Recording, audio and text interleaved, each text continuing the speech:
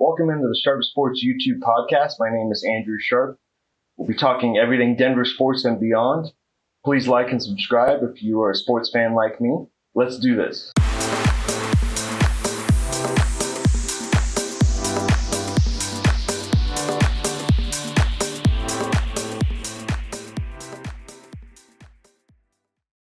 Welcome into the Sharp Sports YouTube podcast. My name is Andrew Sharp.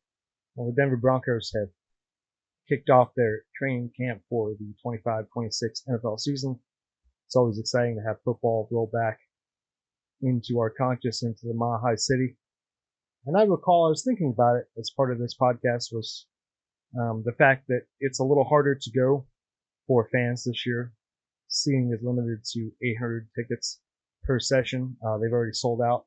I've been trying to snag a few myself last minute on Ticketmaster in the morning, but to no avail. And I remember going to training camp with a buddy of mine specifically years ago when, frankly, he just showed up and watched practice. It was no big deal. Even I recall the first year that Peyton Manning was here, and we rolled out and drove down to Dove Valley, which is about 3-4 miles south of where I live now. And you show up, park your car, and walk in. Unfortunately, that is no longer the case due to the city of Denver is ever growing.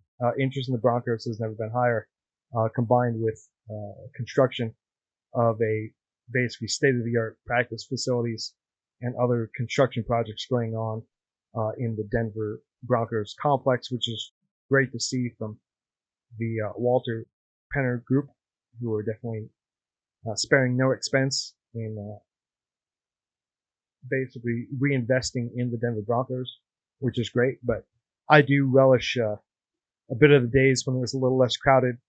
It was just kind of a vibe. You just kind of walked in, sat on the far lawn, and watched training camp. And I think the very first one I went to was probably 2007 or 2008, when a very young rookie quarterback named Jay Cutler was the hot prospect to look at for the Broncos. Little side note about Jay Cutler. Jay Cutler and I are essentially the same age. And Jay Cutler was suite mates in college at Vanderbilt with one of my good friends, Alex, who lives in Chicago. And he knew Jay pretty well in college. It's crazy because Jay's been out of the league now for a little while, but it was very exciting when I went there. I'd say the other one, of course, was when Peyton Manning was signed by the Denver Broncos. Those are definitely two of the training camps that I attended that really stand out over the years. But it's been going pretty good from reports. I've not been, as I said before, but I've been reading little articles and seeing little things, and it looks like the Broncos are definitely headed in the right direction. This is a team this year with expectations, and with expectations comes pressure. But I think that they are ready for this. They're still young, still hungry. And speaking of young and hungry, I want to have a little more talk about their young quarterback coming up right now. One of the things that any smart, ambitious person should do in any field is talk to people who've been there, who have experience that you basically can't get, have been down the road or the path of where you want to be. And Bo Nix, in this off season, went and visited and hung out for a week with a quarterback who had tremendous success with Sean Payton. And his name, of course, is Drew Brees. And I think it's great that Bo Nix basically reached out, went down. They probably worked out, probably just talked about being quarterback, what to expect in your second year. Certainly Drew Brees got knocked around a bit in between failing shoulder physicals and essentially being quarterback without a home once the then San Diego Chargers decided to draft Phillip Rivers.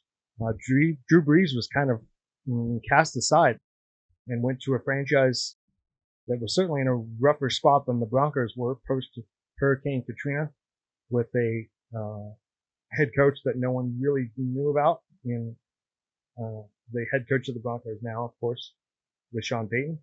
But I'm sure that there were a lot of things. Let's put it this way: Drew Brees had a much more rocky first couple years than I'm anticipating for Bo Nix. So I think it's great that he reached out, he being Bo Nix, and spend time. I mean, Drew Brees is a resource.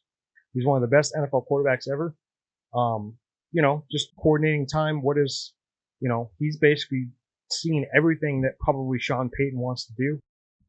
What can it, what can I learn from you? And I'm quoting the ESPN article now. Nix had said earlier this offseason, he discovered as a rookie it could be difficult to work on some of the mechanics of the position overall during the season as he prepared for specific opponents each week. And he hoped to use this offseason time in his career as efficiently as possible. I think that's great. I think it's amazing. I know that he's also reached out to Peyton Manning here in town, and I know other quarterbacks in the past have been afraid or arrogant to reach out for help or advice, or even just to, these guys are very rare athletes. It's not like you just pick up the phone book and dial up a former NFL quarterback and, talk to somebody. There's very few of these guys hanging out who've had the kind of success that Drew Brees has. So I think it's great for Bo. And saying all that, I'm seeing there's some pushback against Bo Nix, considering what's happening is he had a pretty rough start to the season, but he got tremendously better towards the end of the season. And of course, he's getting compared to the GOAT in the division, one Patrick Mahomes. And I think that's not really fair. B, it's a team sport. And C, you got to be here you are, man. You got to be here you are. And you're going to get compared to Mahomes. You're definitely going to get compared as well to Justin Herbert. And I agree that some of those guys may be more physically talented at throwing the football than Bo Nix. I'll concede that. But there's a lot more to quarterback than just throwing the football. Ask Jeff George. Okay? It's a team sport. You gotta, especially at the quarterback position. It's as much about this. It is about this.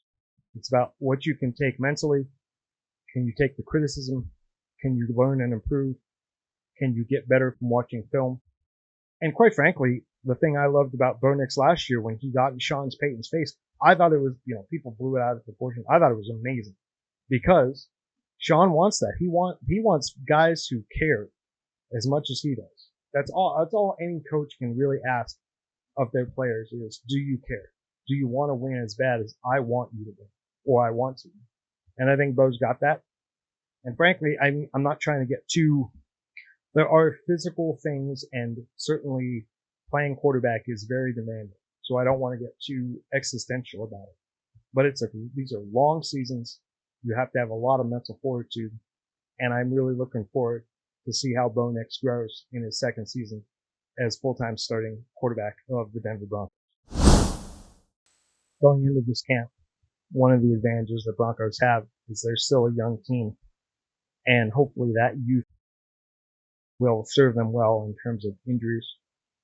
I'm referring to a 1043 The Fan Denver Sports article talking about Sean Payton saying that this is one of the cleaner, i.e. less injured teams coming into training camp than they've had in his memory of being an NFL head coach. Certainly, I would hope that the youth would come with that.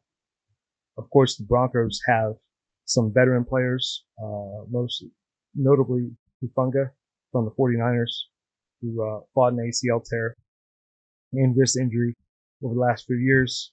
You're hoping that some of those veteran players can battle through the injury bug.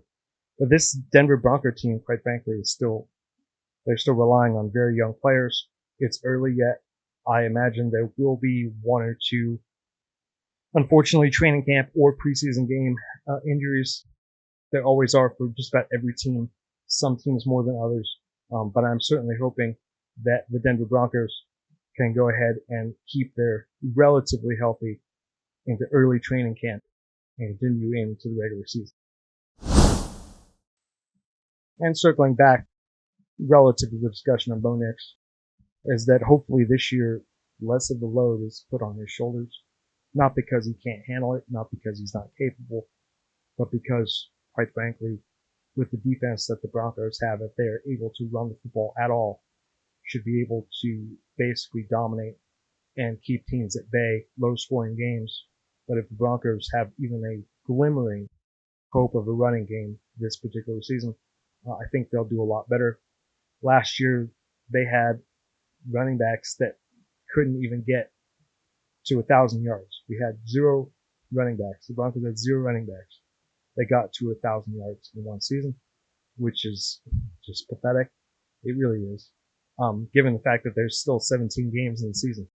So I would put the 2 top contenders of starting and producing the most yards this year would be rookie R.J. Harvey out of Central Florida and J.K. Dobbins, who was released and signed as a free agent. Those are your 2 guys that you're looking for. Audric Estime, I have no idea. He's a 5th round pick. He's been up and down. I like Jaleel McLaughlin. Again, too inconsistent. Tyler Bidet had a nice little streak of playing running back for the Broncos last year and then got hurt.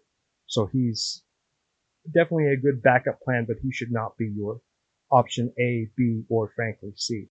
So the Broncos, please, please, please, let's really devote some training camp time to running back.